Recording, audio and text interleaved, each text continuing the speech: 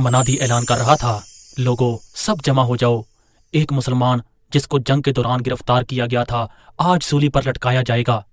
سب لوگ اپنے اپنے ساتھ پتھر، تیر، تلوار اور نیزے لے کر آئیں اور جس کا جی چاہے اس مسلمان کو ماریں، یہ سردار کا حکم ہے۔ ادھر مکے سے باہر تنعیم کے مقام پر جہاں ہزاروں لوگوں کا رش لگا ہوا تھا، ایک اونچی جگہ پر سولی رکھی ہوئی تھی جس پر ایک نہایت خوبصورت نوجوان حضرت خبیب رضی اللہ تعالی عنہ کو لٹکایا جانا تھا۔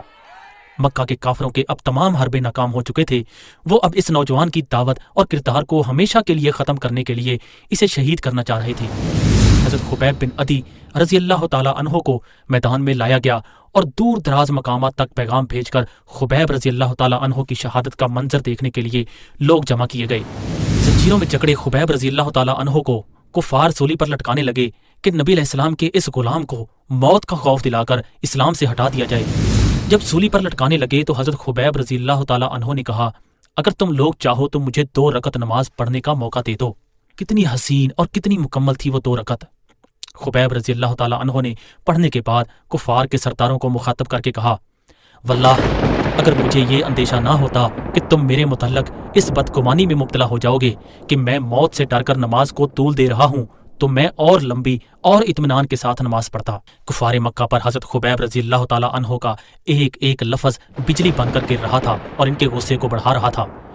کفار نے اس خوبرو نوجوان کو سولی پر لٹکا دیا اور پتھروں، تیروں، برچھیوں اور نیزوں سے اس پر ٹوٹ پڑے، یہاں تک کہ کوئی حضرت خبیب رضی اللہ تعالی عنہ کی کھال نوچ رہا ہے اور کوئی ان کے جسم کے اعضاء کاٹ رہا ہے تو کوئی ان کو زبانیں کاس رہا ہے۔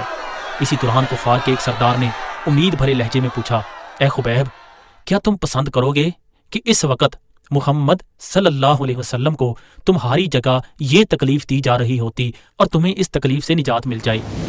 تو لہو لہان جانثار صحابی خبیب رضی اللہ تعالی عنہ نے جواب دیا، تم اس تکلیف کی بات کرتے ہو، میں تو اپنے آقا کے پاؤں کے تلوے میں ایک کانٹا چبھ جانا بھی گوارا نہیں کرتا۔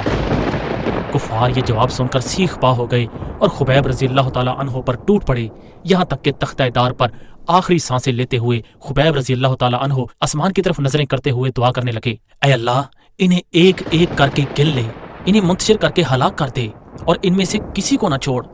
خبیب رضی اللہ تعالی عنہ ہزاروں زخموں اور کٹے ہوئے اعضاء کے ساتھ اس دنیا سے کوچ کر گئے۔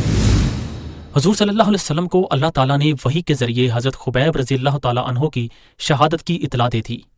آپ صلی اللہ علیہ وسلم نے صحابہ کرام سے فرمایا کہ جو شخص خبیب کی لاش کو سولی سے اتار لائے اس کے لیے جنت ہے۔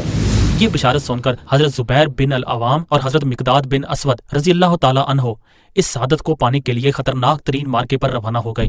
وہ راتوں کو سفر کرتے اور دن کو چھپتے ہوئے مقام تنعیم میں حضرت خبیب رضی اللہ تعالی عنہ کی سولی کے پاس پہنچے۔ حضرت خبیب کی لاش کے گرد 40 کفار سولی کا پہرا دے رہے تھے۔ موقع پا کر جب کفار سو رہے تھے تو یہ دونوں جانثار لاش کے پاس پہنچے۔ 40 دن گزر جانے کے باوجود لاش تر و تازہ تھی اور زخموں سے تازہ خون ٹپک رہا تھا۔ ان دونوں حضرات نے سولی سے لاش کو اتارا اور گھوڑے پر رکھ کر چل دیے۔ صبح کو جب قریش کو پتہ چلا تو انہوں نے دوڑیں لگائیں اور ان کے 70 گھڑ سوار تیز رفتاری میں ان دونوں حضرات کے پاس پہنچ گئے۔ ان حضرات نے جب دیکھا کہ قریش کے سوار ہم کو گرفتار کر لیں گے تو انہوں نے حضرت خبیب رضی اللہ تعالی عنہ کی لاش مبارک کو گھوڑے سے اتار کر زمین پر رکھ دیا۔ خدا کی شان کہ ایک دم زمین پھٹ گئی اور لاش مبارک کو نکل گئی اور پھر زمین اس طرح برابر ہو گئی کہ پھٹنے کا نشان بھی باقی نہیں رہا۔ جب کفار ان حضرات کے پاس پہنچے تو پوری کوشش کے باوجود لاش کا کوئی سراغ نہ پا سکے۔ تھک ہار کر کفار واپس پلٹ گئے۔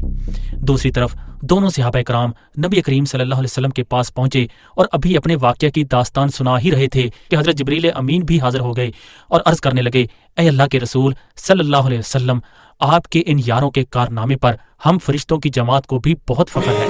نبی کے صحابہ کی تم وفا کو دیکھو، غیر